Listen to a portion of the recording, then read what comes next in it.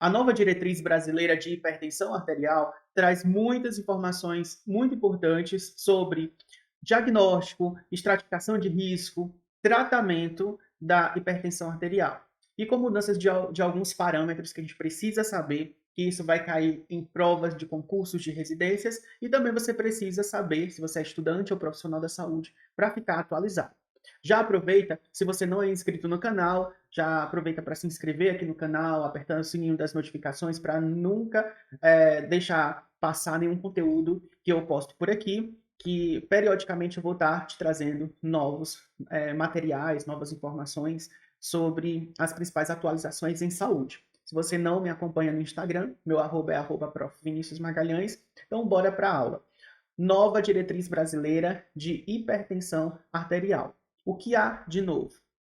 Uma observação para essa aula é o seguinte: se você quer o documento na íntegra para leitura, eu vou deixar aqui na descrição o link do documento e todas as informações foram extraídas desse documento, até para preservar o caráter do documento e trazer na íntegra aquilo que é preconizado por essa diretriz. A nova diretriz brasileira de hipertensão, ela está bem didática, com muitos gráficos, esquemas, tabelas, rodapés. É um material que vale muito a pena você tirar um tempo para se atualizar. Vou deixar na descrição do vídeo para que você possa ler, tirar suas dúvidas. Se ficar alguma dúvida, vem aqui no vídeo, comenta, coloca a sua dúvida. Se tem alguma sugestão para próximos vídeos também, fique à vontade. Vamos começar definindo o que é hipertensão arterial. Hipertensão arterial é uma doença, é uma patologia. É uma doença que ela é crônica, não transmissível. É definida como uma elevação, a palavra-chave aqui, persistente, tá? Da pressão arterial. Tanto pressão arterial sistólica quanto pressão arterial diastólica. A pressão arterial sistólica é aquela pressão que o nosso coração, nossas artérias, elas fazem para contrair. Isso é a pressão sistólica. Sistólica. Só você lembrar da nossa boca o movimento que faz para falar a palavra sistólica. Agora, quando se lembrar de diastólica, se lembra de abrindo a boca. É o relaxamento, tá? Relaxamento das artérias, ali do tecido cardiovascular. Que é feito, né? Sistólica contrai, diastólica relaxa. A pressão, hipertensão arterial, é a elevação persistente da pressão sistólica e ou diastólica.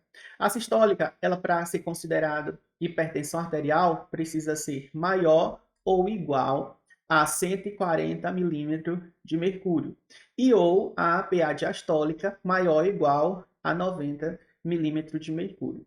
Deve ser medida com a técnica correta em pelo menos duas ocasiões. Muita atenção para quando vier números bem específicos, sempre onde tem número, tem questão de prova e concurso. Quem me acompanha por aqui, a maioria são estudantes profissionais ou que estão estudando para algum concurso em específico, residências. Lembre-se, pelo menos duas ocasiões e a ausência de medicação antihipertensiva. É uma condição multifatorial e dependente de fatores genéticos, epigenéticos, ambientais e psicossociais. E a nova diretriz brasileira de hipertensão arterial, ela traz claramente sobre essa condição multifatorial da hipertensão arterial, tá? Ela traz, também comenta um pouquinho sobre espiritualidade, a importância do paciente ele ter uma rede de apoio, dele se conectar com o seu processo de autocuidado, porque isso favorece e muito tanto para a prevenção de doenças cardiovasculares, quanto a atenuação ali de agravamentos ou até mesmo controle da patologia, tá? É importante, desde quando o paciente ele tem o diagnóstico de hipertensão arterial, que ele seja encorajado a mudar o seu estilo de vida para um estilo de vida mais saudável. Essa é a classificação da pressão arterial de acordo com a medição de consultório. Esse parâmetro aqui é da diretriz de 2020. Era considerado uma PA ótima e PA normal esses valores aqui, ó. PA ótima e PA normal, onde a pressão arterial, a sistólica, uma pressão normal era de 120 a 129 e uma PA normal diastólica era de 80 a 84.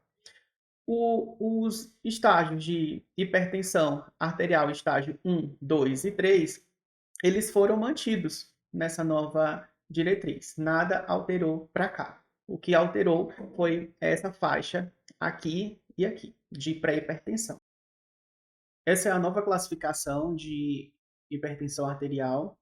Percebam, com essa classificação de 2020, essa daqui é a classificação de 2025, de pressão arterial de acordo com a medida no consultório, que em 2020, o que era considerado normal, em 2025, ele foi para a faixa da pré-hipertensão.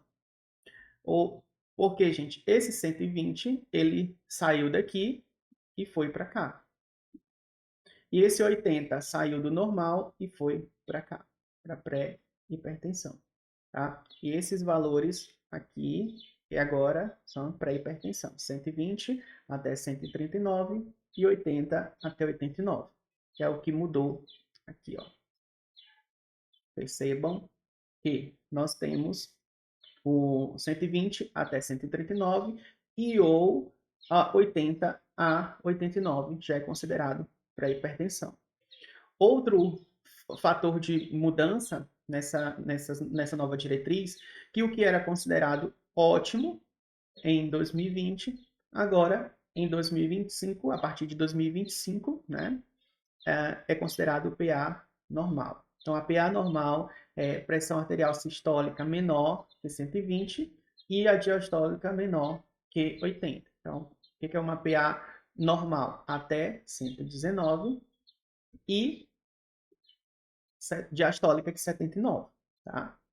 Não pode ser maior que 79 e nem maior que 119. E para hipertensão sistólica, 120 até 139 e ou diastólica entre 80 e 89. Observem que no estágio 1, 2 e 3, os parâmetros eles foram preservados. Né? Preservados, ó, nada mudou nos estágios da hipertensão arterial. Tanto de 2020 quanto 2025 ficaram a mesma coisa, certo? Onde o estágio 1 é de 140 até 159, é sistólica, e ou 90 a 99 na diastólica. Estágio 2, 160 a 179 sistólica, e ou 100 a 109 na diastólica.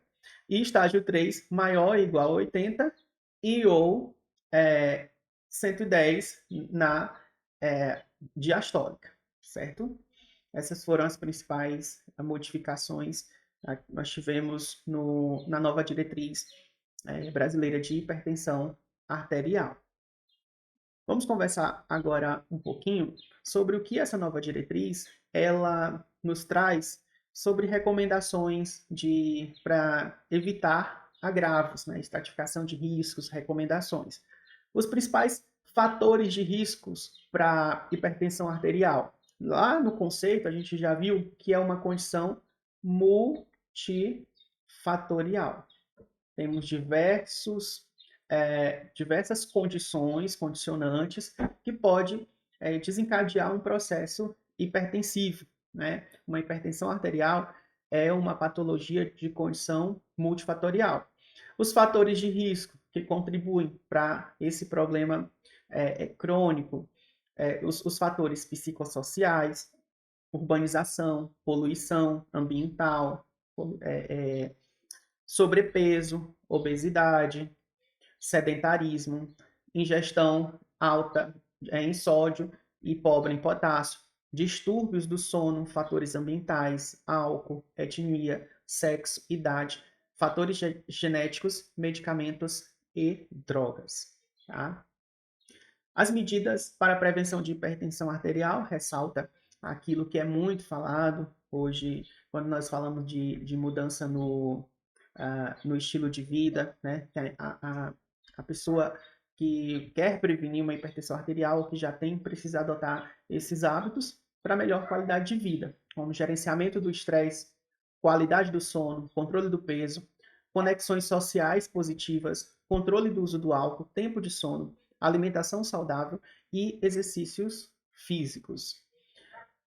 A diretriz, ela traz recomendações, bastante ilustrações visuais, gráficas, e essa eu achei bem interessante, e colocou aqui as etapas para medida da pressão arterial em consultório. Primeiro, o paciente ele precisa estar com o braço nu, sem camisa, sem manga longa, sem nada, o braço deve estar nu, apoiado na altura do coração, tá? O braço deve estar apoiado na altura do coração e com a palma da mão direcionada para cima, tá? A palma da mão precisa estar direcionada para cima. O ambiente ele deve ser aconchegante, né? Silencioso, com temperatura confortável, um ambiente onde o paciente ele não tenha nenhuma predisposição a ficar agitado, ansioso, né? Deve ser um ambiente onde permita o mínimo de conforto para esse paciente fazer a verificação da sua PA. O terceiro ponto ressaltado é que esse paciente ele não pode ter feito 30 minutos antes, não pode ter fumado, ingerido alimentos ou cafeína e 90 minutos sem ter praticado exercício físico. Esse paciente ele precisa estar sentado com as costas de forma ereta, com as costas apoiadas na cadeira. As pernas elas não devem estar cruzadas, devem estar afastadas minimamente, né? E os pés bem apoiados na base, no chão, tá? O paciente ele deve ficar sentado em estado de repouso pelo menos 5 minutos, com bexiga vazia e sem falar. Depois, esse paciente, ou esse profissional, ele precisa realizar 3 medidas, o intervalo de 1 minuto entre elas. Aí vai tirar a média dessas medidas. Essas são as recomendações para a medida de PA em consultório. E para a gente ter uma medida mais fidedigna possível, mais precisa, é preciso seguir essas recomendações, até para não ter nenhum risco de algum desses fatores interferir no resultado da PA desse paciente. Sempre importante a gente seguir as recomendações trazidas pelas instituições, pelas diretrizes, pelas sociedades que recomendam o passo a passo, para que a gente possa executar o processo tecnicamente correto. As etapas de medida da pressão arterial, isso cai bastante em prova, para quem faz concurso, residência, processos seletivos. Esse passo a passo, em alguns casos, são cobrados, essa etapa. Como eu vou deixar o link do documento aqui abaixo, depois você dá uma olhada que eles fazem todas essas tabelas, esquemas, imagens que eu estou mostrando, eles fazem um detalhamento textual bem rico. Tá? As etapas é colocar o manguito sem folga, 2 a 3 centímetros acima da fossa cubital. Fossa cubital, gente, é essa região aqui do nosso braço, esse afunilamento, né? Centralizar o meio da bolsa inflável sobre a artéria braquial, estimar o nível de pressão arterial sistólica, depois colocar a campânula ou diafragma do estetoscópio sem compressão excessiva na fossa cubital, inflar rapidamente até ultrapassar 20 a 30 milímetros de mercúrio, o nível estimado da pressão arterial sistólica, realizar a deflação lentamente, cerca de 2 milímetros de mercúrio por segundo, determinar a pressão arterial sistólica na ausculta do primeiro som, depois determinar a pressão arterial diastólica, o desaparecimento dos sons, realizar 3 medidas, conforme falei aqui nessa imagem, né? Realizar 3 medidas com intervalo de 1 minuto entre elas, e utilizar a medida das últimas duas, tá? E utilizar a medida das últimas duas. Se houver diferença maior que 10 milímetros de mercúrio, realizar medidas adicionais para ter maior controle aí desse resultado, dessa medida de pressão arterial em consultório.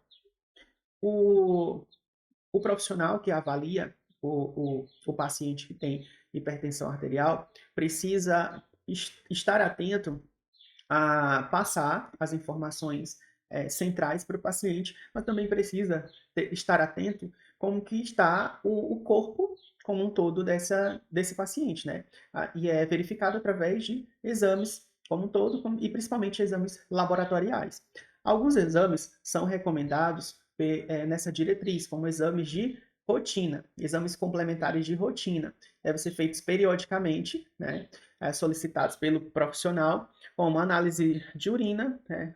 Exame de urina tipo 1, o potássio plasmático, muito importante para a saúde cardiovascular, o potássio, por isso que é preciso verificá-lo.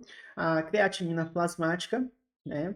A, a, a estimativa de taxa de filtração glomerular, razão proteinúria, creatinínúria, ou albuminúria e creatinínúria, né? Esses três parâmetros aqui verificando como que está a saúde renal desse paciente, né? Verificação de glicemia em jejum e hemoglobina glicada, esse risco de doença metabólica ou síndrome metabólica, os colesteróis, os triglicerídeos plasmáticos, ácido úrico plasmático, né? O ácido úrico, ele diz muito num paciente que está com uma doença, doença cardiovascular, uma inflamação subclínica, eletrocardiograma convencional, tá? Esses são os exames recomendados na rotina desse paciente. A estratificação de risco cardiovascular em indivíduos pré-hipertensos ou com hipertensão arterial, né? Temos um fluxo a ser seguido, para esses pacientes que estão com pré-hipertensão ou hipertensão arterial. O primeiro passo, a etapa 1, é a condição de alto risco cardiovascular presente, a sua investigação. Investigação, a análise, se o paciente ele tem um alto risco de cardiovascular presente. Condição de alto risco cardiovascular presente, o que eu posso considerar como alto risco cardiovascular? Qualquer uma dessas, se a resposta for sim, em qualquer uma dessas perguntas nessa etapa aqui, o paciente ele já pula para essa etapa aqui, alto risco cardiovascular. Se todas as respostas forem não, o paciente ele passa para a segunda etapa. Então vamos lá. Doença cardiovascular presente manifesta? Se sim, alto risco. Diabetes mellitus? Se sim, alto risco. Doença renal crônica? Sim, alto risco. Hipercolesterolemia familiar? Sim, alto risco. Lesão de órgão-alvo? Sim, alto risco cardiovascular. Se todas essas perguntas aqui forem não, o paciente, o profissional vai avaliar a segunda etapa, que é estimar o risco cardiovascular. Tem um score que é utilizado, que que é o score Prevent, tá? Vocês podem até acessar esse score, fazer aí uma simulação, é bem legal, que verifica bastantes parâmetros, né, para verificar de forma mais minuciosa, para não deixar despercebido passar aí nenhum detalhe e fazer um fator preventivo de algum problema que venha a surgir futuramente ou minimizar danos, né? O início do tratamento e meta de pressão arterial. Como que é feito esse início de tratamento e qual é a meta de PA para esses pacientes. A população-alvo, nós temos 3 blocos de população, vamos colocar aqui de forma bem didática, A, B e C, tá? Para a gente se situar, A, B e C.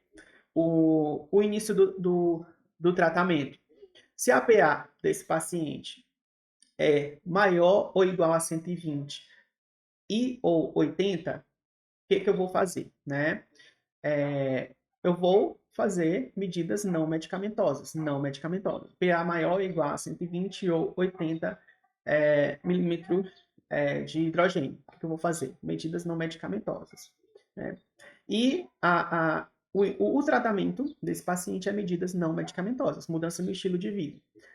E se o paciente está com uma PA ali de 130 até 139 e 80 até 89 e alto risco cardiovascular, é recomendado fazer medidas não medicamentosas por 3 meses, tá? Se essa PA ainda continua maior ou igual a 130 e ou maior ou igual a 80 milímetros de hidrogênio, o que vai ser feito? Medidas não medicamentosas, né? Mais o tratamento medicamentoso. Precisa ser iniciado o tratamento medicamentoso quando esse paciente ele está nesse processo aqui de uma PA de 130 até 139 e ou 80, 89, fez as medidas de mudanças de estilo de vida certinho e mesmo assim ficou com uma PA sustentada de 130, maior ou igual a 130 e ou maior ou igual a 80. Aí precisa ter a base, né, que é medidas não medicamentosas, adicionando tratamento medicamentoso. Se o paciente está maior ou igual a 140 e ou 90, medidas não medicamentosas, mais tratamento medicamentoso. E as metas para esses pacientes é sempre ter uma PA menor que 130 por 80, porque temos dessa forma uma redução do risco tanto cardiovascular e renal. Percebam que o paciente ele deve estar ciente que a base, tanto com tratamento medicamentoso ou sem tratamento medicamentoso, medidas não medicamentosas. As medidas não medicamentosas, elas são a base do tratamento da pressão e hipertensão arterial. O início do tratamento e meta de pressão arterial, quanto maior o risco, maior o benefício. O tratamento medicamentoso da hipertensão arterial salva muitas vidas, né? Porque, AVC, a prevenção primária, traz uma diminuição de menos 33% de risco de AVC e prevenção secundária, menos 27%, né? Doença arterial coronariana, uma redução de 10 milímetros de hidrogênio, né? E redução da pressão arterial sistólica de menor que 130 milímetros de hidrogênio. O risco de doença arterial coronariana diminui, em alguns casos, até 50%. Né? Insuficiência cardíaca, doença renal crônica, mais de 40%, né? A diminuição de risco para essas patologias. E, no geral, o controle da hipertensão arterial, ela reduz a mortalidade em 17%. Tá?